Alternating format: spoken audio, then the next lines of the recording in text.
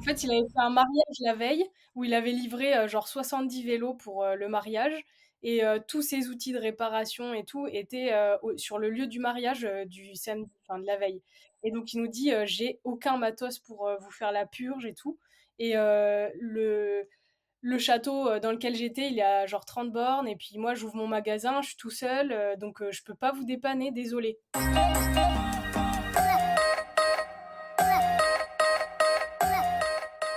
Bonjour, je suis Alexandre et bienvenue dans le podcast Les Joies du Sport, le podcast qui vous permet de suivre une aventure avant même qu'elle ne commence.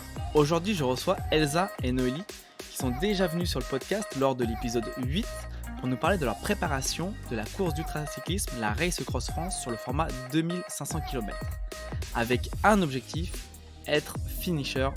Mais ne perdons pas trop de temps et allons tout de suite à la rencontre de Elsa et Noélie. Salut Elsa, salut Noélie, comment vous allez ? Salut Alexandre. Hello Alex. Ça fait plaisir de vous retrouver. Là, on est à peu près un mois après la fin de cette aventure. Petit point juste au niveau récup, vélo, tout ça, ça te dit quoi ? Moi, je veux bien commencer parce qu'en fait, déjà, j'ai fait un vol Paris-New York et je faisais ma maline parce que je pensais que j'étais remise parce que je suis quand même revenue le 14 juillet et en fait, je vais aller à une fête de la Bastille à Central Park, une immense fête avec Magic System que j'adore et tout. Et j'arrive et évidemment, je me dis, je vais faire une petite sieste, je vais mettre un réveil. Et ben, je me suis réveillée, c'était minuit, j'ai pas entendu le réveil qui s'est pas arrêté de sonner. Et donc, du coup, je me suis dit, en fait, je pense que je suis vraiment fatiguée encore. Moi, ça va impeccable. J'ai mis juste 2 jours à m'en remettre, donc 2 jours pour rattraper la dette de sommeil, mais sinon physiquement, aucun problème. Écoutez, on va partir sur le récit de cette course. On va revenir avant le départ, une petite semaine avant, surtout par rapport à toi, Elsa, qui a dû prendre l'avion pour venir. Comment c'est passé ? Est-ce que tu as eu d'abord des petits problèmes, des problématiques niveau logistique pour amener ton vélo et puis revenir jusqu'en France, ou tout s'est bien passé à ce niveau-là ? Alors, non, moi, j'ai l'habitude de voyager avec mon vélo parce que je vais nulle part sans mon vélo. Donc, j'ai une grosse valise en dur de la marque B&W. Pas BMW, hein, mais BMW. Et en fait, j'ai aucun souci. Ouais, vraiment, j'ai l'habitude. En plus, je mets un timer maintenant, donc ça me prend moins de 15 minutes. Et en plus, je voyage avec une compagnie voilà, un bagage en soute est inclus, et donc du coup, je paye pas en plus pour mon vélo. Donc voilà, en plus, du coup, c'est vraiment pas cher. Ok, cool. Et alors, comment s'est passé alors, vos retrouvailles ? Excellente. Ouais, en fait, c'était à la dernière minute parce qu'en fait, moi j'habite à Amiens et donc du coup, j'ai fait Amiens-Lille avec ma maman et son chéri qui m'ont amené, et un autre participant qui est un super pote à moi que j'avais embarqué dans l'aventure du 2500 lui en solo. Donc on s'est revus, je sais plus, ouais, je suis arrivée à 16h et le départ il était vers 22h 40 quelque chose. Euh, et donc du coup, on s'est mis à crier, on s'est pris dans les bras, c'était chouette. Ah oui, donc du coup, il y a pas eu de roulage ensemble, en duo, Non, avant le départ de la course. Non, non, non, ouais, pas du tout, ouais. Ok. Et d'ailleurs, juste pour la récup, moi je dis que j'étais fatiguée, mais j'ai refait Ventoux 6 jours après la course, hein. Donc j'avais quand même, j'étais quand même vachement bien en jambes, Ouais, comme on dit. t'as déjà bien, bien récupéré. Mais bon, après, il y a Ouais, peut-être un petit peu de décalage horaire, le fait de revenir et tout ouais, c'est ça, ça, qui a dû exactement. jouer. Et d'ailleurs, pendant le décalage horaire, le fait de venir quelques jours avant la course, est-ce que au niveau du départ, toi, tu t'es senti déjà en forme, ou t'avais quand même t'avais encore un peu de fatigue liée au décalage horaire ? Comme il y avait un départ super tardif, donc 22h47 ou 42, je sais plus. Moi, je m'étais dit, bon, je vais essayer de pas trop m'adapter en fait au fuseau horaire français, et je vais essayer de me lever le plus tard possible en me couchant tard, quoi. Donc en fait, je me couchais vers minuit, 1h, alors que normalement, je me couche un peu plus tôt, quoi. Ok. Bah écoute, tu me diras un petit peu plus tard si ça a été bénéfique ou pas. Et comment ça se passe du coup? Bon, les retrouvailles, c'est au niveau de la ligne de départ, et chacune de votre côté, l'avant-course, la veille de course, mentalement, physiquement, vous sentiez comment? Bah, du coup, je commence. Perso, j'ai fait donc le voyage Bordeaux-Lille la veille de la course avec Xav, donc mon conjoint, qui participait aussi à la 2500, mais en solo. Et donc, on a fait le voyage en train. On est arrivé dans un Airbnb super tard la veille, donc c'était le mercredi soir. Et puis, bah, on en a profité pour bien se reposer avant la course. Le matin, on a re-réglé nos vélos, checké un petit peu tout. Surtout qu'on avait dû démonter les roues avant pour les passer dans la housse dans le train. Et on s'est rendu compte que les freins avaient dû être actionnés, et donc ça avait un petit peu collé les plaquettes. Donc on a dû rafistoler quelques trucs par rapport à ça, bien refaire tout notre setup, bien ranger toutes nos affaires pour les sacs de délestage qu'on allait laisser dans les camions qui allaient être déposés à Anglet et puis à Pézenas. Donc vraiment bien tout organiser dans notre tête, dans les sacs, et puis se préparer mentalement à prendre le départ. Du coup, moi, j'étais seule entre guillemets parce que j'avais pas ma partenaire, mais j'étais rassurée parce que j'étais avec Xav et que bah, on s'est préparé ensemble, on se connaît par cœur, donc voilà, c'était très rassurant d'être tous les deux. Et puis bah, après, il y a eu quand même une grosse journée sur le Between Village, donc journée où on a déposé nos affaires, on a essayé de se reposer un petit peu, on a mangé avec des amis qui ont récemment déménagé sur l'île, et donc on a pu profiter de partager un moment ensemble parce qu'on ne s'est pas vu depuis très longtemps. Voilà, donc c'était chill, mais voilà, un peu déjà dans la course sur l'organisation de ce qu'on allait faire. Ouais, je t'avais dit, vas-y, prends un pantalon de pluie parce que ça va être la galère. Et franchement, j'ai eu le meilleur avis de toute la planète parce que c'était très utile. Du coup, comme on était au Between Village, il y a tout est accessible, on peut acheter tout ce qu'on veut sur place. Et donc j'ai trouvé un pantalon de pluie. Heureusement qu'on a pu démonter un pantalon de pluie qui était installé sur un mannequin, parce que c'était le dernier en fait. Tout le monde avait eu la même idée. Et heureusement, il y en avait un à ma taille. Ah, c'était vraiment l'achat de dernière minute. Oui. Bah, j'en ai pas utilisé de tout l'hiver alors qu'il a beaucoup, beaucoup plu. Donc je me suis quand même pas mal entraînée sous la pluie. Mais j'en ai jamais utilisé. Et là, on s'est dit, bon, on va tellement avoir de pluie sur les 2 3 premiers jours que bah, autant être confortable. Et comme on va pas pouvoir se changer tous les jours de fringues, autant qu'elles soient à peu près sèches. Yes.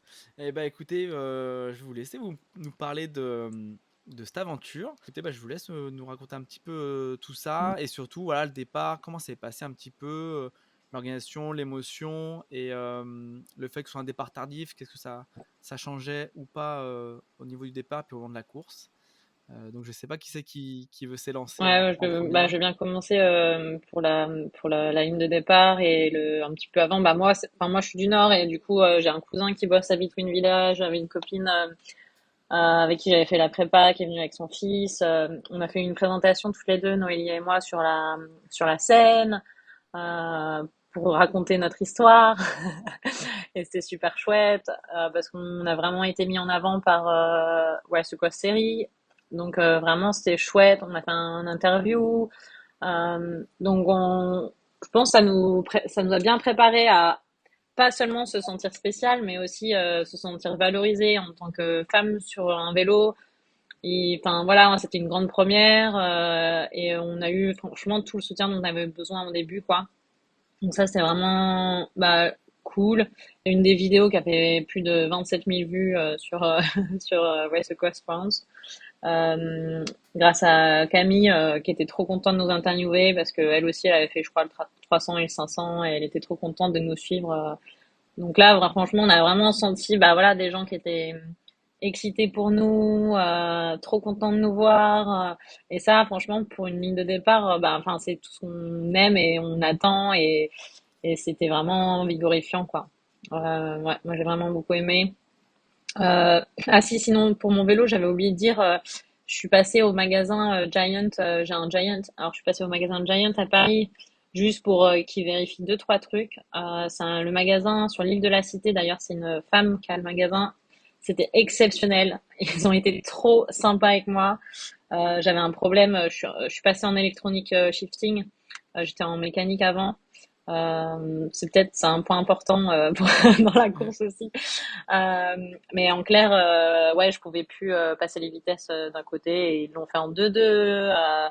Et d'avoir un mécano super, enfin qui s'y connaît, c'est quand même un grand luxe quoi. Et donc je recommande ce Giant à Paris à tout le monde. Bon, moi, je l'ai pour le départ ou les quelques heures avant le départ. euh, j'ai trouvé ça cool de partir à la fin parce que et en même temps pas cool, mais je vais vous expliquer pourquoi. Donc trop cool parce que on voit tous nos potes partir, tous ceux qu'on connaît. J'ai pu assister au départ de Xav. Lui, il est parti dans les premiers. Il a un dossard USS 95, donc il fait partie des tout premiers à avoir participé à la Race Cross France 2500 km. Et donc j'ai pu le voir partir et ça, j'ai trouvé ça génial de partager avec lui les derniers moments parce que je savais qu'en fait on le reverrait pas.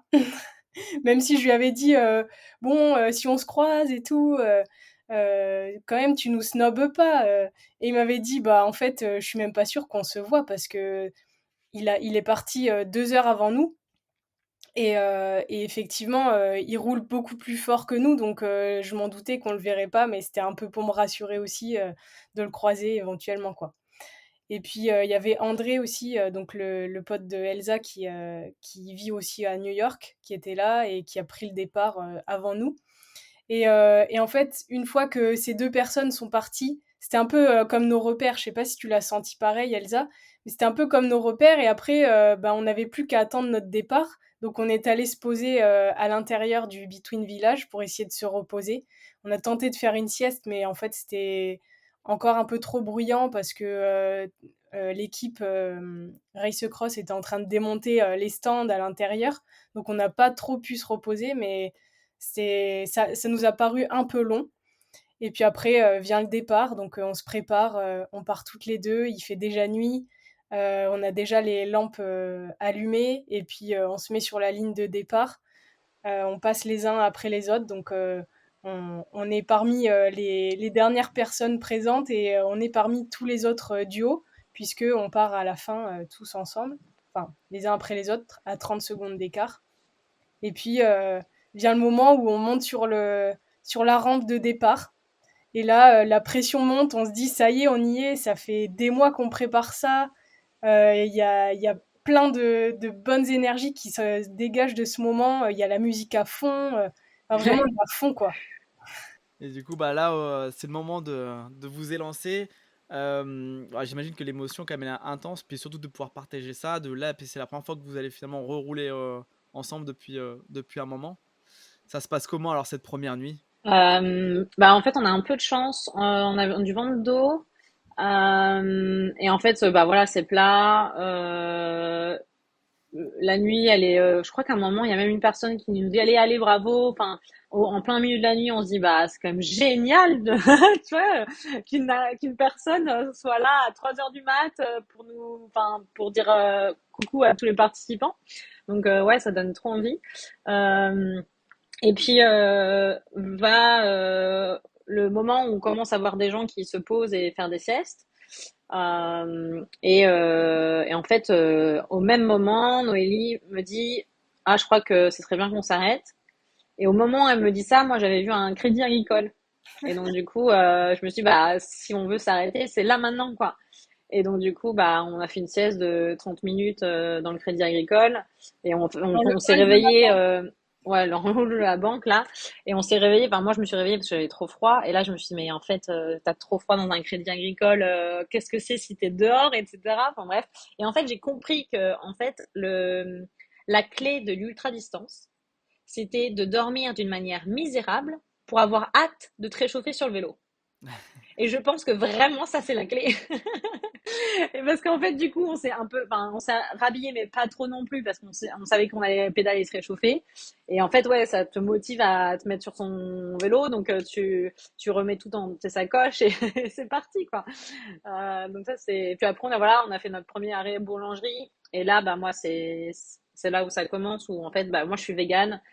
Et je sais qu'en France, c'est compliqué. Et en fait, je suis là, bah en fait, dans la boulangerie, je peux rien manger à part du pain. Et je me dis, bon, bah tant pis, je vais faire la course en végétarienne.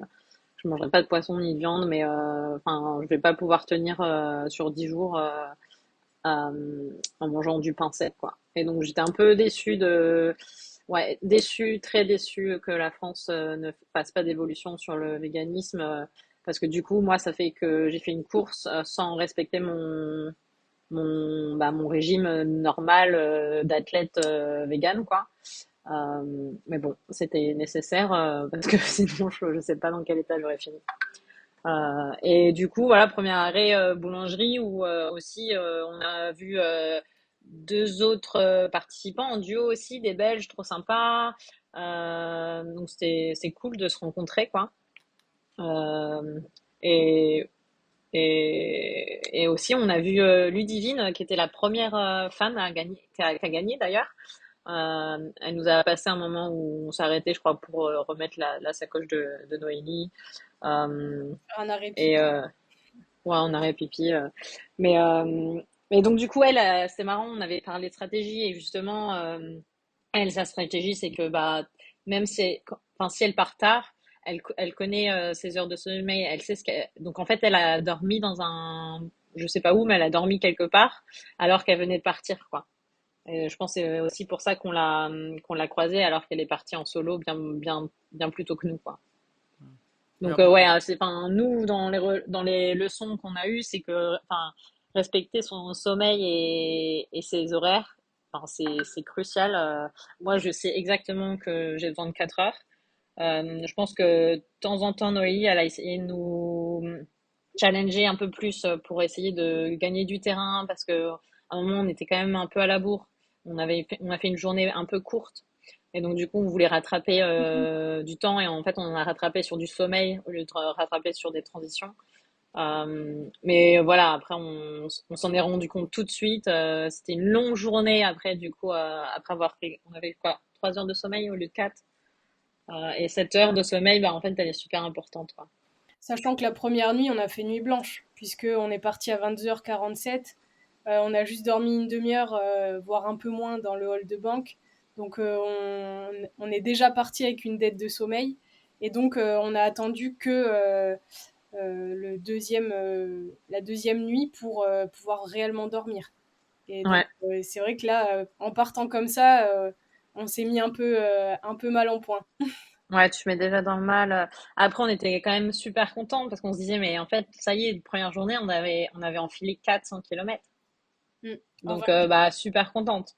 Et là, du coup, notre première nuit vraie, ben, on a pris un hôtel, on s'est un peu trompé, on a pris un hôtel qui n'était pas super sur la trace.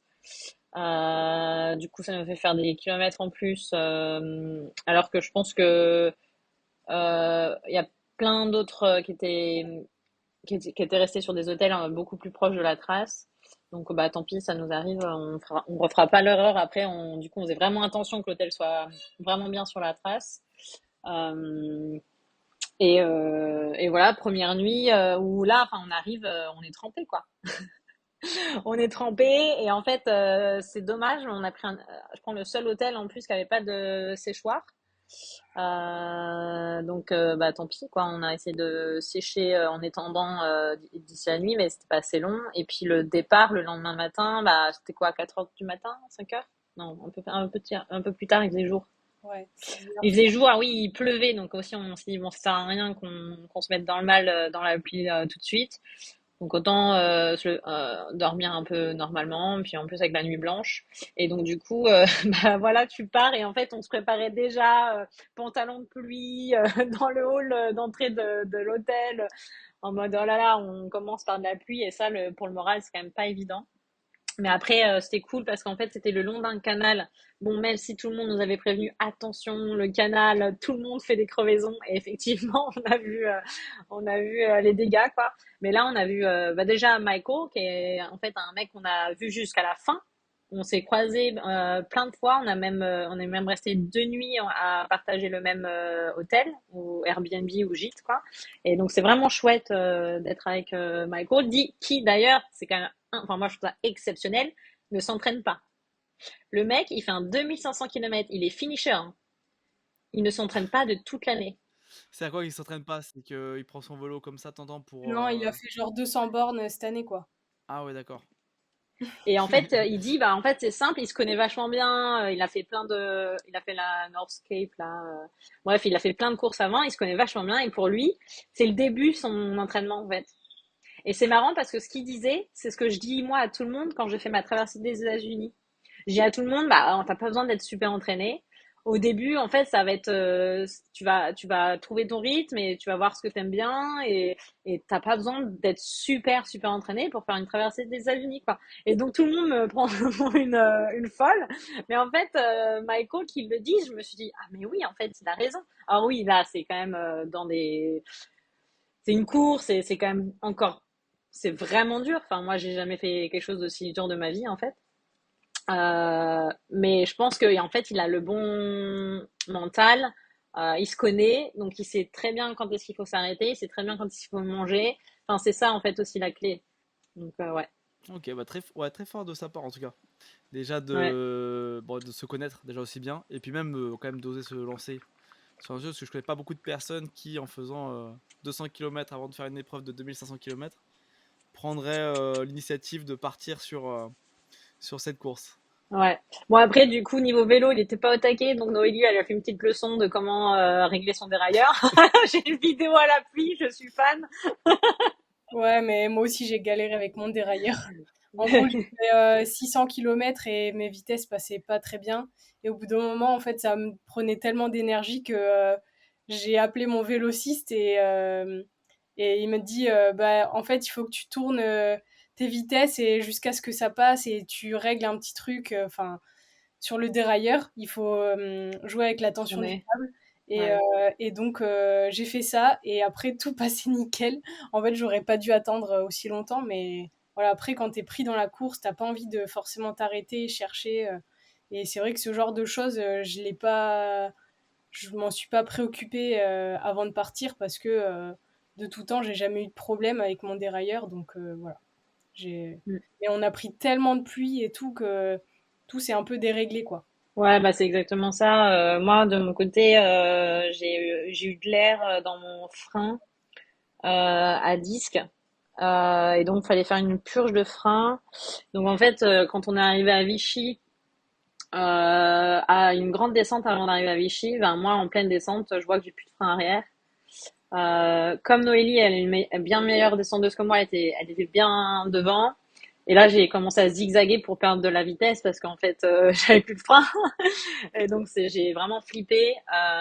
Du coup, j'arrive proche de Noélie et là, je lui fais, mais meuf, j'ai plus de frein arrière. Elle me dit non. Et Et bref, et tout, heureusement. Ah ouais, non, mais vraiment, vraiment, le truc, il y a rien, quoi. Tu t'appuies dessus et tu touches ouais. enfin, voilà. Et donc, bon, déjà, on est à Vichy, donc c'est un dimanche. Et là, mais la chance qu'on a, c'est que, un, il y a un magasin de vélo et que deux, il ouvre dans une demi-heure, quoi. Et trois, Noélie me dit, moi, je suis en mode, je sais pas, je suis un peu. Elle me dit, ah, on y va avant qu'il ouvre. Je fais, mais attends, y a pas moyen qu'il s'ouvre avant l'heure. Elle fait, si, si, si, si, tout. Et en fait, effectivement, on arrive avant 10 heures, il est déjà ouvert. Et donc, on lui explique notre truc. Et là, le mec, il dit, ah, par contre, j'ai pas ma boîte à outils. Et on fait, mais pardon, t'as pas ta boîte à outils, ça veut dire quoi? Bah, je peux pas réparer ton vélo. En fait, il avait fait un mariage la veille où il avait livré genre 70 vélos pour le mariage et tous ses outils de réparation et tout étaient sur le lieu du mariage du samedi, enfin de la veille. Et donc il nous dit j'ai aucun matos pour vous faire la purge et tout.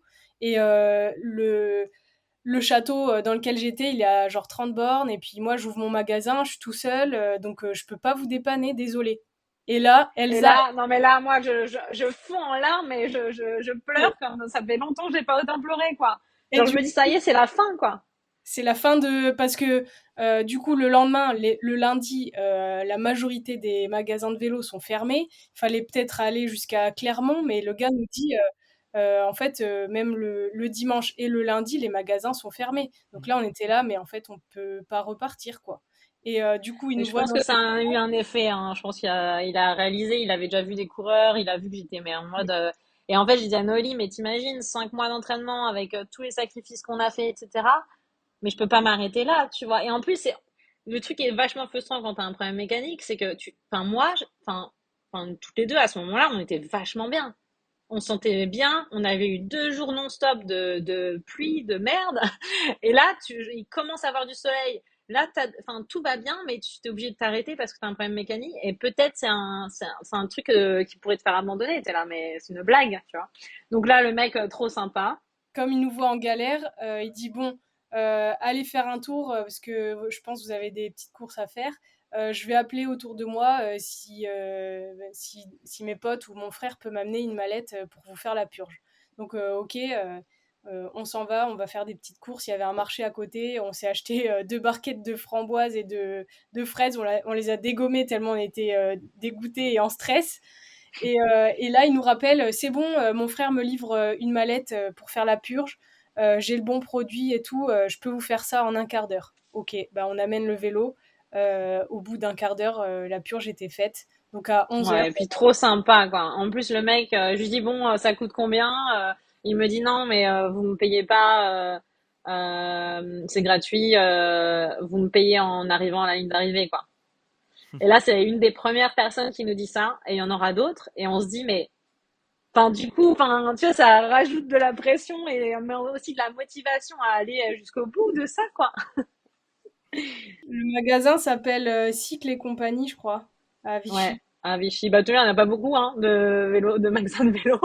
Le Et seul qui est ouvert vraiment le sympa, quoi. dimanche. Ouais, voilà. Et donc là, bah, après, on attaque. On n'a pas parlé de Guignon, c'était avant ou après, en fait? C'était après, en fait. Ouais, Guignon, c'était après. Donc en fait, Guignon, c'est la deuxième base de vie. On n'a pas parlé de la première base de vie, mais en fait, première base de vie, elle était à 300 km. Bah voilà, nous, on arrive un peu dans les dernières. On pensait dormir. Bon, long story short, on se fait un peu réveiller avant la fin de notre sieste. Enfin, moi, je pensais faire 30 minutes de sieste. Euh, avec du recul, avec Noélie, on s'est dit, bah, en fait, on n'aurait peut-être pas dû s'arrêter et continuer et trouver un truc où on pouvait manger un repas, un vrai repas. Parce que c'était indiqué qu'il n'y avait pas de repas chaud. Donc voilà, après recul, on n'aurait peut-être pas dû s'arrêter là, mais c'est pas grave. Bon, j'ai quand même dormi un quart d'heure, donc c'était cool. Toi aussi, non, Noélie? Non, j'ai pas eu le temps de dormir. T'as pas eu le dormir. Ouais, et en fait, moi, on arrivait à Guignon, pareil, sous une pluie torrentielle. Et on s'était même arrêté avant, mais genre ridicule, mais 30 minutes avant pour mettre les pantalons de pluie, tellement il pleuvait. Parce qu'en fait, je me suis dit, bah, 30 minutes sous une pluie comme ça, on va arriver encore plus que trempé. Donc en fait, ouais, on s'est arrêté pour mettre les pantalons de pluie pour s'arrêter encore 30 minutes après. Mais en fait, c'était quand même bien vu. Et en fait, moi, j'ai le réflexe d'enlever mes chaussures vraiment à chaque fois que je m'arrête. Franchement, très très souvent, pluie, beau temps, etc. J'enlève mes chaussures. Et Noélie l'a pas fait, je sais pas. Et je sais pas, je lui ai pas rappelé. Bref, on n'en avait pas encore parlé. Et t'as eu les pieds, comment ça s'appelle? Je sais pas, mais tellement humide que j'avais des plis sous les pieds, mais c'est arrivé à plein de gens, hein. Ouais. Et en fait, après, tu peux même plus appuyer sur ton pied parce que ça fait genre des crevasses et ça fait terriblement mal. Ouais. Donc ouais, franchement, enfin, enlever ses chaussures et ses chaussettes, déjà tes pieds ils respirent et ça fait un peu une pause quoi. Alors que si tu laisses tes chaussettes mariner dans tes chaussures avec la pluie, etc., bah ça crée ce phénomène de crevasse quoi. Euh, mais oui, voilà. Et là enfin, là après Ça, on a combien de jours un peu après le départ? Deuxième jour? Ouais, donc déjà 2 jours, vous êtes quand même tapé des sacrées missions, quoi. Ouais. Entre la ouais, ouais. météo, les problèmes mécaniques. Oui, Donc oui. il y a eu des crevaisons aussi, du coup, par rapport à Ouais. l'histoire du canal, hein. Il y en a eu une. Crevaison, première Alors, égalité. nous, on n'a pas crevé au niveau du canal, on a crevé genre 20 Sur une belle kilomètres. ligne droite. T'as dit quoi? Sur une belle route, je me suis dit, mais c'est dingue, tout le monde crève à côté du canal et nous, on crève là sur une belle ligne, il n'y a rien, quoi. Enfin, bref. Ouais, c'était genre 20 bornes avant d'arriver sur Guignon. Ouais. Euh, on n'a Bon, pas. là, du coup, l'arrêt, ça nous a quand même permis de, rencontrer deux personnes, dont Pauline, qu'on adore, d'ailleurs, qui nous a prêté ça. Elle a une pompe, tu sais, électrique, donc t'as pas besoin de pomper, quoi. Donc, c'est trop bien, c'était plus rapide. Et puis, en fait, on a fait le trajet avec elle jusqu'à Guignon. Et là, alors là, il faisait beau, hein, mais pas longtemps. Donc là, on est trop contente, on est toutes les trois. Bon, elle, c'est intéressant, mais Claire, elle est en duo mix avec son mec, et en fait, son mec, il est plus rapide. Elle est pas dans la course, et en même temps, comme il court pas avec elle, elle se dit, bah, tu sais quoi, moi, je vais abandonner, j'en peux plus, je suis pas prête, c'est trop dur, quoi. Et donc, elle me dit, non, mais je roule avec vous, mais là, moi, je m'arrête à Guignon, c'est sûr, quoi. Et, euh, et donc, du coup, on roule avec elle, on est trop contente. Et la dernière descente, mais une pluie, mais pire que torrentielle, quoi. Enfin, moi, j'avais mes lunettes, elles avaient condensé à cause de la pluie ou de je sais pas quoi. Donc, je voyais que dalle. Donc, j'ai dû enlever mes lunettes en pleine descente. Une descente pas super, tu vois, avec des petits trous par-ci par-là. Ouais, il Et y avait une eu tellement pluie, de mais vent et de genre, pluie que les branches étaient tombées, quoi. mais c'est n'importe quoi. C'était n'importe quoi. Et du coup, on se dit, mais c'est pas possible. Franchement, on était à 8, ah voilà, on était à 8 kilomètres. On était à 8 kilomètres de Guignon. On venait de sécher, quoi, en clair. Et là, on se prend un torrent. Et moi, j'étais à deux doigts. Franchement, je pense qu'on était en mode, moi, je voulais m'arrêter pour pas être mouillée, pour pas avoir cette pluie. Mais en même temps, il n'y avait pas de super abri. Donc on a quand même pris la décision de continuer, quoi. Et donc on est arrivé, mais trempé de chez trempé. Moi, le premier truc que j'ai fait en arrivant à Guignon, alors le truc qui était vraiment chouette, c'est qu'il y avait Arnaud qui était là, organisateur de la course, qui a interviewé Noélie et moi, et on était trop contents de le voir, et c'était super chouette. Et moi, je suis allée direct dans les vestiaires, j'ai pris une douche, j'ai essayé de sécher les affaires, de les rincer parce qu'il y avait de l'eau partout. Je me suis mis un peu en short, t-shirt. Tout le monde m'a dit, ah, mais toi, t'as un change. Et moi, je me suis dit, ah, parce qu'en fait, les gens, même, ils prennent même pas un short, t-shirt. Mais bon, moi, j'étais trop contente d'avoir mon short, t-shirt pour, voilà, faire sécher mes affaires et faire une vraie pause avec un vrai repas. C'était super chouette. Là, on a retrouvé Michael. On a vu plein d'autres participants. Donc, et plein de, enfin, Dont le doyen. ouais, avec le doyen, Patrick et, oh, je sais plus. Bref. Et donc du coup, ça faisait vraiment plaisir parce que voilà, on part dans les vraiment tout dernières et de voir du monde, on se dit bah c'est bon, on est encore là avec tout le monde et c'est cool. Et là, Michael me demande bah qu'est-ce que vous faites ce soir? Il y en a plein qui sont restés à Guignon et en fait moi j'avais encore les gens, mais en fait c'était trop tôt parce que nous on aime bien s'arrêter quand même de nuit. Parce qu'il y a un côté de ah, tu profites un maximum de la journée. Et je pense que Noélie et moi, on est vraiment alignés sur ça. Et donc, du coup, on s'est dit, bah, en fait, il fait pas encore nuit. Alors, certes, c'était quand même très proche de la tombée de la nuit, mais on s'est dit, vas-y, on avance. Et donc, Michael il est parti un peu plus tôt que nous. Parce qu'on c'est vrai on pourrait améliorer notre temps de transition, surtout dans les bases de vie. Les bases de vie, on aime bien parler aux gens, machin, etc. Noélie, elle donne des conseils à des mecs duo parce qu'en fait, il a trop mal aux fesses, il a envie d'abandonner. Donc, elle lui dit les conseils qu'elle a. Et moi, je me dis, punaise, c'est quand même dingue que, je sais pas, un duo parte en mode, t'as pas de backup plan pour tes fesses si t'as un problème, quoi. Parce que c'est quand même 2500 kilomètres. C'est Son sûr, max, hein. c'était 500 kilomètres et il avait jamais eu de blessure ou quoi que ce soit. Il avait jamais eu mal aux fesses. Sauf que bah, nous, on a déjà fait 1000 et on sait ce qu'il faut pour pas avoir mal au cul. Ouais. Et voilà. Ouais, Donc, d'ailleurs, je crois qu'ils ont pas fini, hein. ouais, je sais Mais pas. ouais. Bah en fait, c'est simple. J'ai regardé, moi, je sais plus, on était une dizaine de duos et à la fin, il y en a plus que quatre, hein. Donc, ça a quand même vachement laminé les équipes duo parce que je sais pas si on vous l'a pas dit, mais moi, je pensais pas que ça allait être aussi dur en duo. Et effectivement, c'était dingue parce que moi, au début, tout le monde me posait ces questions. pourquoi vous êtes en duo, quoi? Genre, on est pour partager l'expérience, C'est pour le déjà pas assez mental. dur les Ouais, 2500 mais km. ouais, mais en fait, c'est plus dur, les filles. Enfin, en mode, je dis, ah, ouais, bah, c'est plus dur. Bah, au début, tu sais, t'en as pas trop conscience, quoi. Et après, plus les jours ils avancent, plus tu dis, bah ouais, en fait, ouais, tout le monde te dit que c'est plus dur parce qu'il y a une raison, une bonne raison, quoi. Mais ouais, donc du coup, on part de Guignon.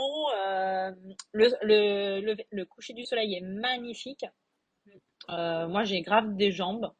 Et c'est parti jusqu'à Airbnb que Michael a réservé. Et quand on arrive, il nous attend. Il n'est pas encore endormi. Je crois qu'on mange encore un petit peu. Et puis on se masse mutuellement avec Noélie. Donc je pense que là, Michael, il hallucine. Il voit deux nénettes qui se massent. En fait, moi, j'avais pris une huile de massage récup pour à la fois les douleurs musculaires et articulaires. Et du coup, bah, tous les jours, on se massait les articulations douloureuses Sauf la fin, quoi. et Mais les ouais. muscles. Et du coup, Parce qu'après, il n'y en avait plus. et après, au bout de genre 3 jours, on l'a dégommé. Il Ouais, avait, voilà. on l'a bien usé, Mais quoi.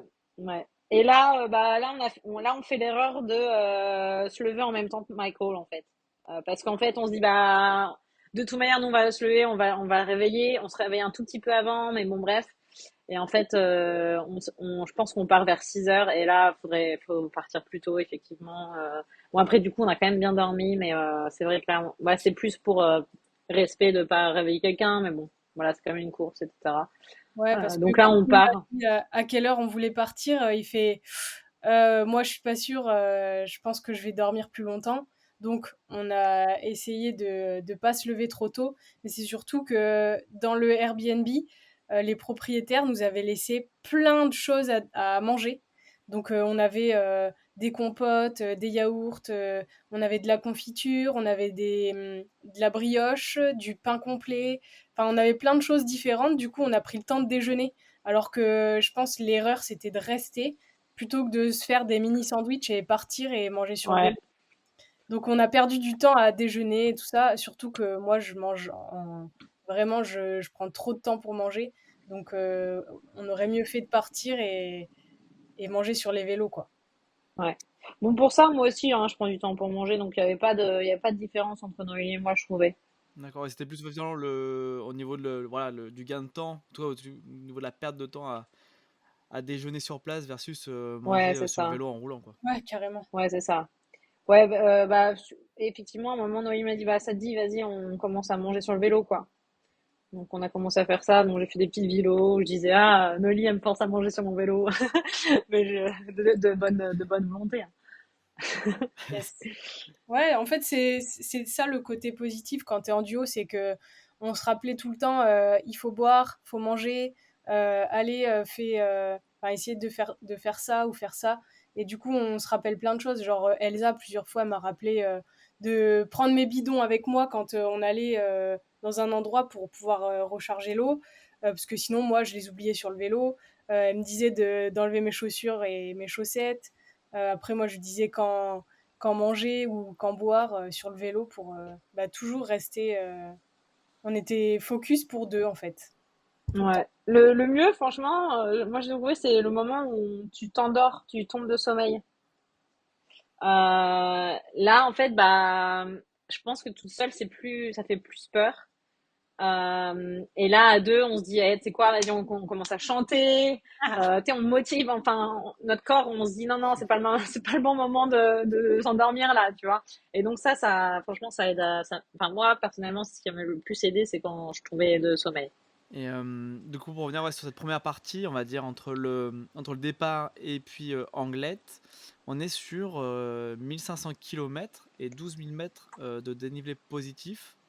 Donc c'est vrai que d'apparence, ça semble un peu moins, avec un peu moins de dénivelé que la seconde partie, mais finalement, en fait, on est presque, on n'est pas loin de la même chose entre cette partie-là et la partie suivante. Vous, mentalement, vous étiez préparé à affronter enfin, tout ce qui était le dénivelé au niveau du Massif central? Bah, on savait Alors, qu'il y avait du dénivelé sur le Massif central, donc on était assez bien préparés là-dessus. Après, ce qui nous a un peu surprise, on va dire.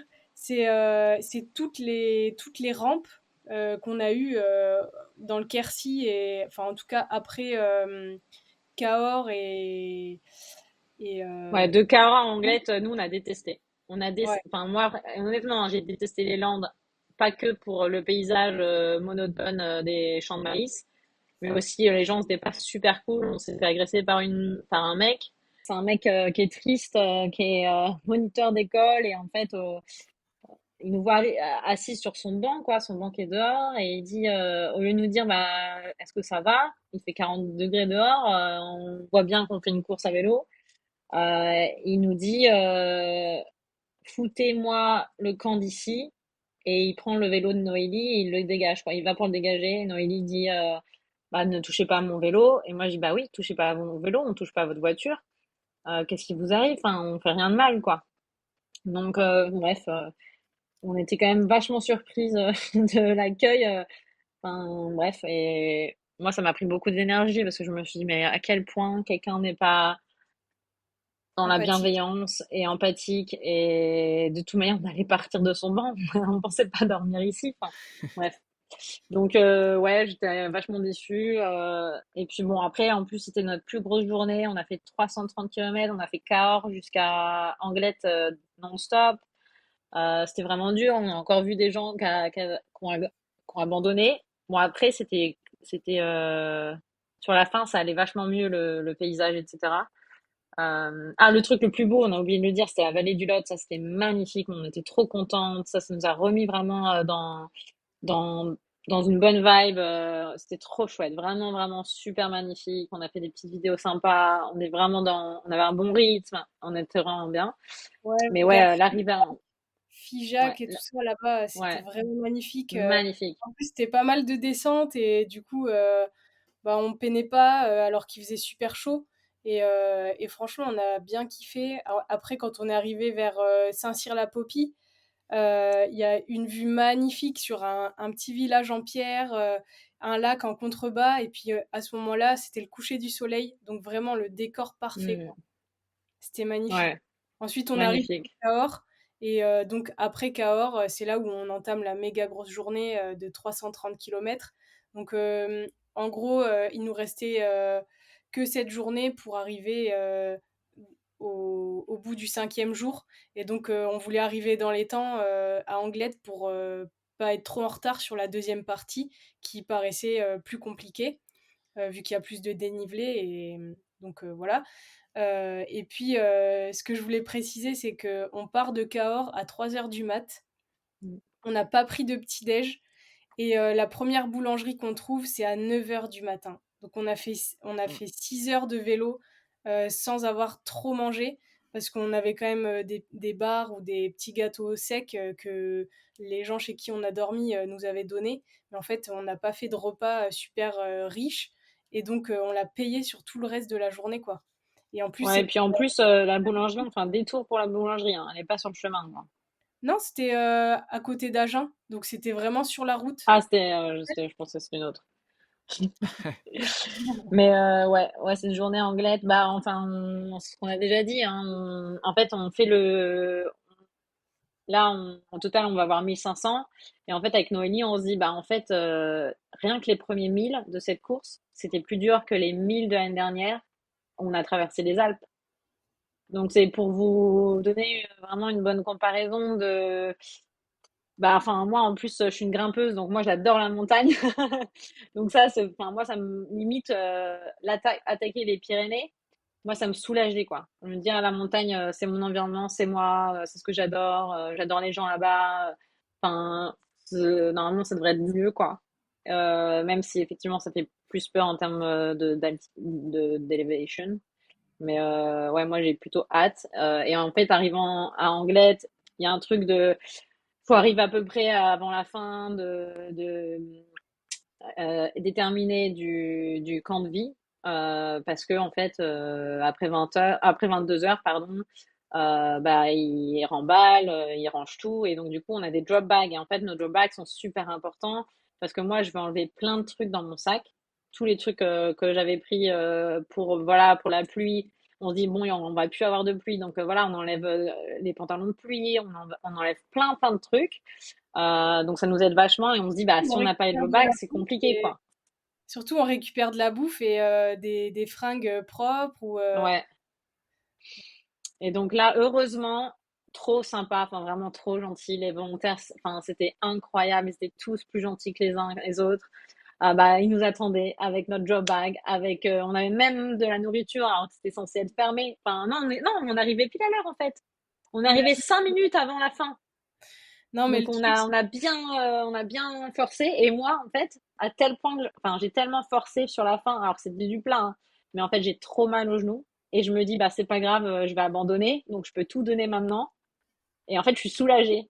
Je me dis, je vais tout donner pour arriver à Anglette. Limite, j'emmène Noélie à Anglette et après, enfin, j'arrête parce qu'en fait, j'ai trop mal au genou. Ça sert à rien. Et là, on se fait interviewer par les organisateurs. Et Jean-Michel, Noélie, elle dit, même sans me regarder, elle me dit, bah oui, on continue, etc. Et moi, je parle pas trop parce que intérieurement, je me dis, bah, en fait, je sais pas si je continue. Moi, dans ma tête, j'avais dit que j'ai abandonné. Et puis, en plus, j'ai trop mal au genou. Et en fait, bref, je dis à mon mec et à ma meilleure pote, j'ai envie d'abandonner. Ils me disent, c'est quoi, Elsa? Fais dodo. Fais une bonne nuit et tu verras demain, quoi. Mais ouais, et le genou, c'était dur, quoi. le truc de ouf, c'est que on savait qu'on arriverait après 20 heures à la base de vie d'Anglette et potentiellement nos drop bags allaient déjà partir pour Pézenas ou pour Mandelieu plutôt. Et donc là, j'ai un pote, donc Rodolphe, et d'ailleurs je tiens à le remercier encore 1000 fois parce qu'il a récupéré nos drop bags avant qu'on arrive sur la base de vie. Et, et du coup, il nous a sauvés, il a récupéré nos affaires alors que si on était arrivé euh, à 22h40, on n'aurait pas eu nos drop bags en fait parce que le camion avec les drop bags aurait Ouais. été Bon, en déjà. l'occurrence, là, ils avaient fait, parce qu'il y avait d'autres personnes qui sont arrivées après nous, ils ont eu leur drop bag, enfin, ils étaient super sympas, les volontaires, tu vois. Ouais, ils les ont. Mais oui, effectivement, c'était quand même génial, au cas où il était là, quoi. C'est ça. Parce que là, il y avait une notion de barrière horaire en fait à ce niveau-là ou c'était Non, en fait, c'est juste pas C'est pas par rapport à éliminatoire, hein. l'organisation? C'est pas D'accord. éliminatoire, c'est juste que eux, ils remballent, ils doivent avancer, tu vois, avec, Donc ça c'est vrai que ça faisait partie des inconvénients à partir dans les derniers partants de l'épreuve. ouais, c'est ça. Mais on est D'accord. quand même arrivé à temps. Ouais. Et donc Rodolphe, je lui avais dit, est-ce que tu peux m'acheter un pneu neuf qu'on montera à la base de vie? Parce que en fait, sur la base de vie, on a le droit d'avoir de l'aide, une aide extérieure, uniquement sur les bases de vie. Et donc, je lui avais demandé de m'acheter un pneu neuf parce que jusqu'à Anglette, en fait, j'ai crevé 3 fois, quoi. Et donc, ça nous a pris beaucoup d'énergie aussi de devoir réparer. Moi, en fait, le problème, c'est que quand je passe autant de temps sur le vélo, bah, au bout d'un moment, j'ai super mal aux mains. J'avais des fourmillements dans les bouts des doigts. Et du coup, j'ai plus du tout de force pour démonter mes pneus. Et pour ceux qui connaissent les GP 5000, ils sont super durs à sortir des jantes et à remettre aussi. Et du coup, bah, 3 crevaisons, ça nous a pris énormément d'énergie. La première fois, on a réussi à réparer en un quart d'heure, mais la deuxième et troisième fois, on a mis genre une demi-heure, quoi. Parce Mm. que en plus, j'avais des démontes pneus qui étaient archi nazes. Donc voilà, enfin, on a pris vraiment beaucoup d'énergie pour faire ça. Donc j'ai demandé à Rodolphe de m'acheter un pneu arrière neuf. Et donc après, plus aucune crevaison jusqu'à l'arrivée. Ouais.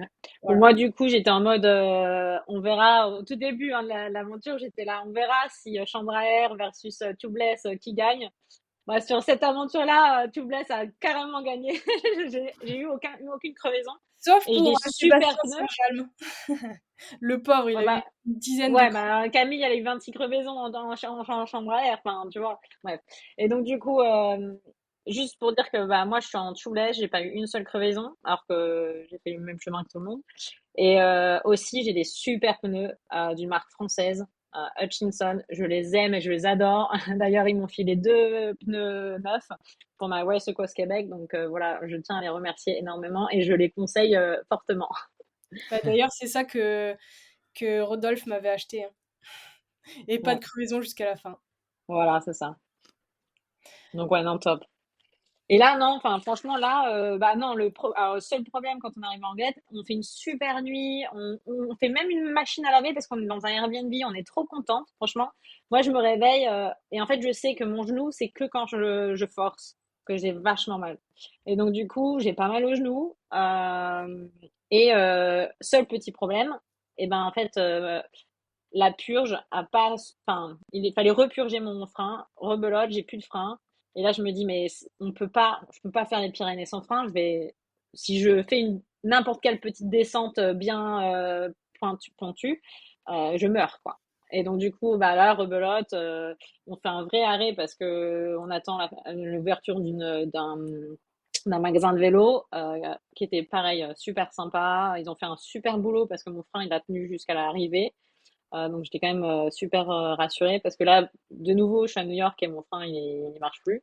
Donc du coup, je vais faire un vrai un vrai upgrade de mon frein quoi. Mais et donc là, bah là c'est un peu une des rares fois où je dis à Noélie, bah tu sais quoi, parce qu'en fait, il nous prend pas tout de suite parce qu'il a des clients aussi avant nous. Et Noélie est un peu en mode, bah nous on est en course, est-ce que tu peux nous prendre maintenant, tu vois? Et moi j'étais un peu genre, j'avais pas envie de froisser le monsieur parce que je voulais vraiment qu'il me parle mon frein. Donc, je crois que c'est la première fois, hein. Je te dis, vas-y, limite, vas-y, on continue. Et Noémie me dit, bah non, vas-y, on reste ensemble. Parce qu'on sait pas combien de temps ça va prendre exactement.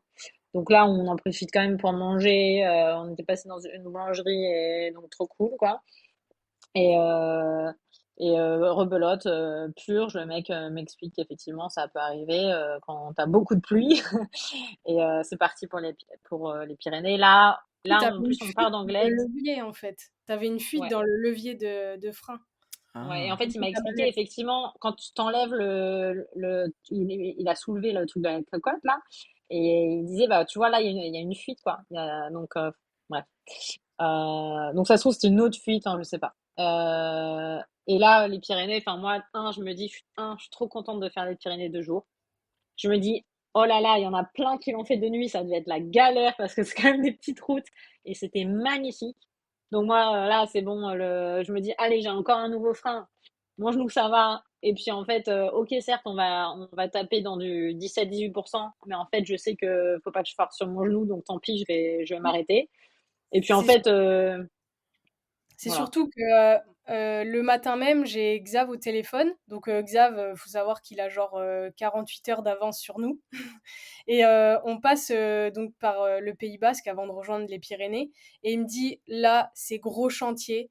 Il me dit, en plus, Elsa, si elle a mal à son genou, n'hésitez pas à descendre du vélo et faire des portions à pied. Parce que Ouais. le Pays Basque, c'est vraiment casse-pattes. Il y a vraiment des cols, un peu comme le col du Buis, comme l'année dernière sur la 1000 et avec des gros pourcentages. Et effectivement, en plus, on part en plein après-midi sur le Pays Basque, donc on n'hésite vraiment pas à marcher quand c'est trop difficile.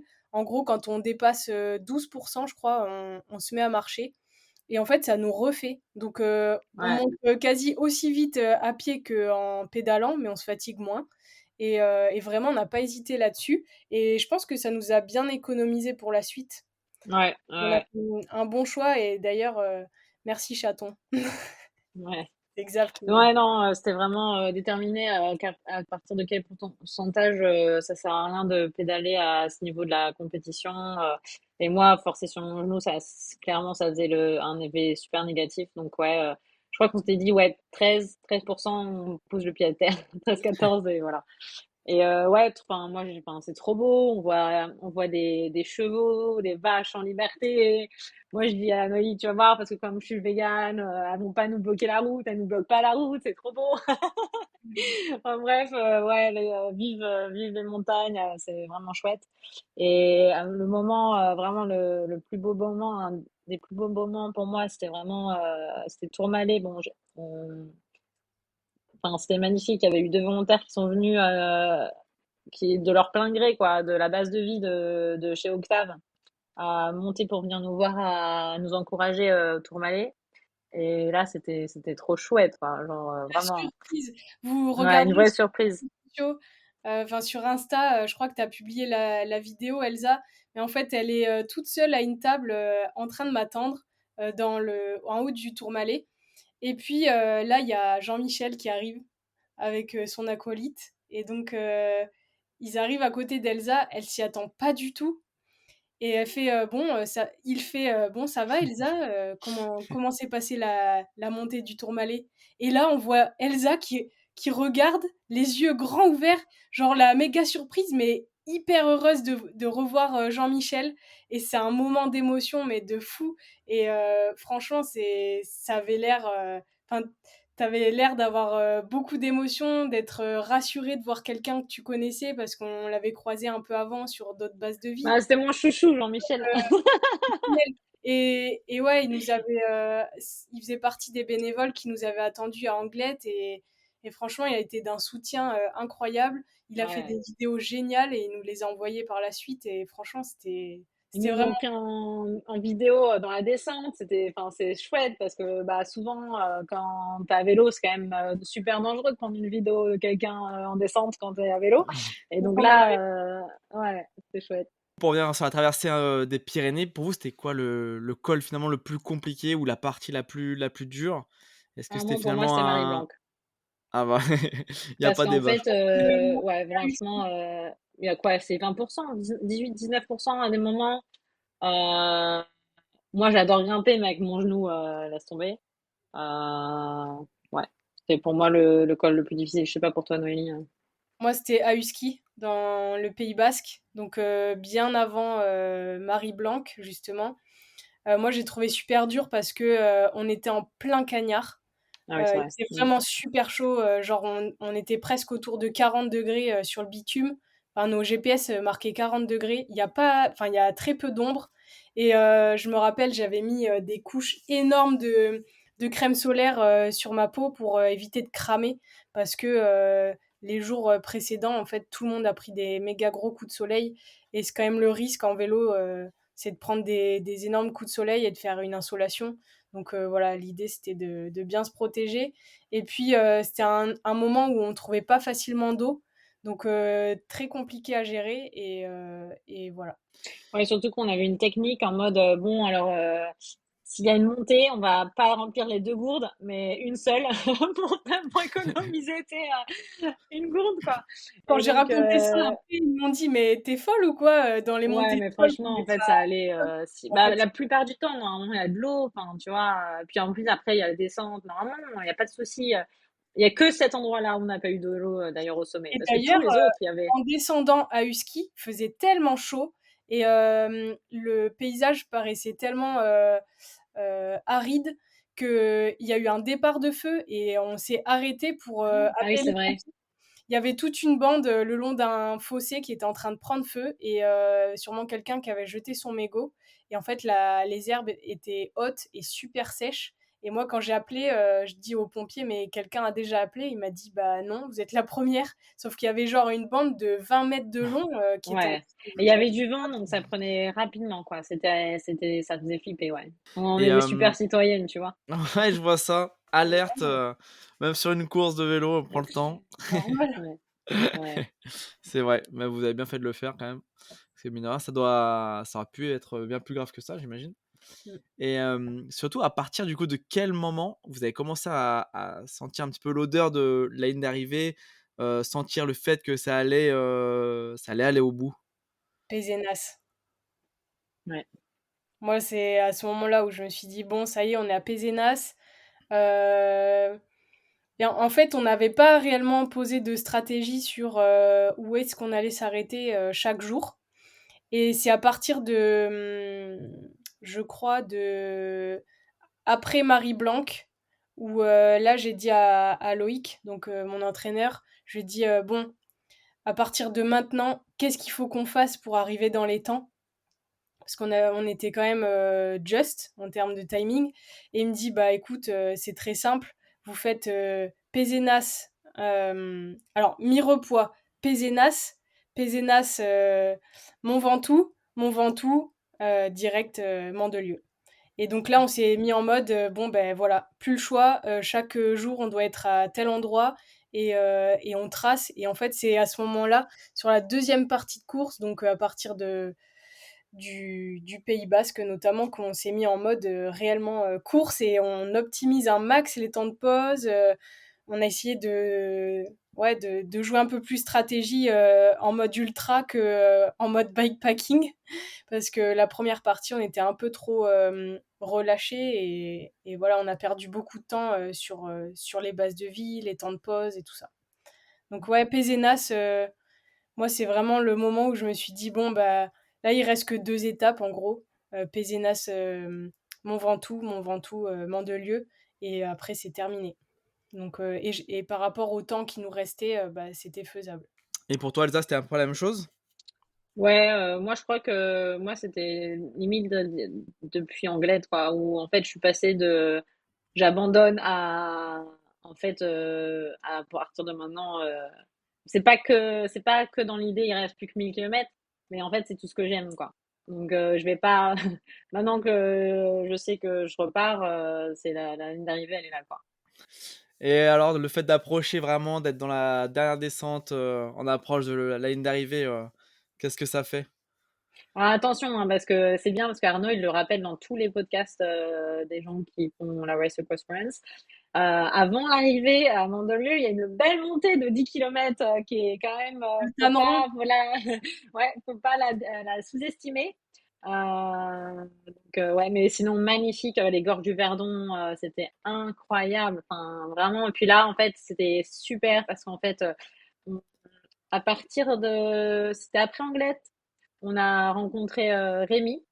Rémi qui était dans les 30 premiers. Et en fait, il avait plus de peau aux fesses. Il a trop forcé. Il a trop forcé, il s'est pas protégé. Et je sais pas ce qui s'est passé chez moi là, mais c'est pas grave. il y a un courvu ou Et quoi? je sais pas s'il y a un truc à exploser. Bref. Euh, et en fait, alors déjà, on lui dit, ah, mais comment tu fais? Donc, lui, les derniers 1000 kilomètres, autant moi, je pouvais pas me mettre en danseuse, donc j'ai fait 2500 kilomètres sur la selle, quoi, sans me mettre en danseuse une seule fois. Autant lui, c'était l'inverse, quoi. Donc lui, il pouvait pas trop se mettre sur la selle, donc il faisait tout en danseuse. Et là, il nous dit, mais les filles, qu'est-ce que vous faites là? En mode, vous devriez être dans les 100 premiers. Enfin, vous avez un super rythme. What the fuck? Et là, on dit non, mais en fait, il nous arrivait ça, si, les freins, les crevaisons, les machins, les trucs, le mal de genou, les dérailleurs. Enfin, bref. Et, bon, comme tout le monde, Ouais, hein, il y a une liste. pour donner une petite data très vite fait, sur donc 2629 km que nous avons fait, on roule en moyenne à 21,5. OK. Et donc voilà, pour situer un petit peu. Mais ce qui est génial de rouler en duo, c'est qu'on peut se passer des relais et donc forcément, on va un peu plus vite que les solos, quoi. Sur les parties plates, en tout cas. On peut vraiment en profiter. Et donc, ouais, donc là, c'était vraiment cool de le voir, d'avoir voilà, cet avis-là aussi. On savait que Michael était pas loin aussi. Euh, et à un moment, on a fait même un arrêt où parce qu'en fait, on s'était déjà arrêté, où Michael avait eu une crevaison. Et il s'est réarrêté sur une autre crevaison à Carcassonne. Et en Ouais. fait, et là, je lui ai filé, je lui avais déjà filé, non? Non, je lui ai filé une chambre à air. Et il y avait un autre qui est arrivé, et on était quatre. Et en fait, c'était trop marrant parce que quand on s'est arrêté, on était là tous. Ah, mais moi, je pensais qu'on était dernière. Ah, bah non, moi, je pensais que j'étais dernier. Ah, non, c'est moi qui étais dernier. Tu sais, c'était assez drôle. Et en fait, on était là, on est tous derniers, et c'est pas grave, on est encore là, on va en finir, quoi. Et vraiment, enfin, bah, les quatre, on a tous fini. C'était beau de se voir arriver chacun notre tour, de nous attendre mutuellement. T'as l'impression que tu connais les gens depuis si longtemps, quoi. Alors que nous, en plus, on n'a pas croisé énormément de gens, mais le peu qu'on a croisé, bah, en fait, ça crée des liens de fou, quoi. D'ailleurs, moi, c'est vraiment quelque chose qui m'a fait, enfin, qui m'a touché énormément. C'est le fait donc de partir dans les toutes dernières et d'avoir mis autant de temps à rallier Anglette. En fait, quand je me préparais mentalement pour cette course, je me suis dit, ça va être génial. Euh, Quand on va passer Anglette, les 1000 kilomètres vont pouvoir rouler avec nous, et après les 500 aussi, et les 300. On va rencontrer beaucoup de gens, on va être. Enfin, on va partager des choses et en fait, on n'a vu personne. C'est pas vrai, on a vu un duo sur le 500. Le mec s'est fait, il y avait énormément de vent en Ventoux, c'était horrible. Et il s'est fait souffler par le vent, fracture du coude. Et on a vu 2000 km, dont Lee, et moi j'étais trop contente parce qu'en fait, Lee, je l'avais motivé à faire le 1000. Elle voulait faire 500. Je lui ai dit non, toi tu dois faire le 1000. Et donc, du coup, on l'a vu à Sceaux, on était quand même super contentes. Et il y en a un des 2000 qui a fini. Donc, tu vois, on a quand même vu un peu de gens, mais c'est vrai que c'était pas beaucoup. Ouais, en Euh, gros, on a vu une dizaine de personnes sur toute la course, alors que quand Xavier me raconte sa course, il partage des moments extraordinaires avec plein de gens. Et moi, c'est vraiment ce aussi pourquoi je faisais la 2500, c'était pour croiser du monde, pour rouler avec d'autres gens et juste partager en fait. Et ouais. finalement, on n'a Ouais, pas. c'est pour ça que j'ai dit à Arnaud, ouais, du coup, maintenant, tout le monde sait que c'est plus dur que d'être en duo. Alors, est-ce que les duos pourraient partir en premier aussi? Parce que comme ça, ce serait plus, Pour compenser entre un peu. guillemets, bah voilà, ouais, pour compenser. Parce que là, tu pars en duo, en tout dernier, alors que c'est déjà plus dur. Donc, c'est dur, dur, quoi. Et alors, du coup, cette ligne d'arrivée, parce que vous n'avez pas répondu à la question au final. On monte le Tanneron, c'est une dizaine de kilomètres à monter. Et puis là, après, on sait que c'est terminé, qu'il n'y a plus que de la descente. Bah C'est. si, attends, moi, il y a mon mec qui vient 40 km avant, c'est ça, non? Il est en VTT. Et alors, en fait, Noïd, elle le voit en premier, et elle me dit, on s'arrête? Je dis, non, on s'arrête pas, il est en VTT, il nous suit, tu vois. Et en fait, le pauvre, en fait, donc en descente, bah, on est beaucoup plus rapide, donc, et puis il est en VTT, donc voilà, il est plus lent. Et en fait, il prend un raccourci pour rejoindre la trace. Et en fait, là, il perd contrôle de son VTT. Il part dans le ravin. Il est à 55 km/h. Et il y a une voiture qui le voit tomber. Elle ne s'arrête pas. Et bah, lui, il est américain. Il est en mode, mais qu'est-ce qui se passe?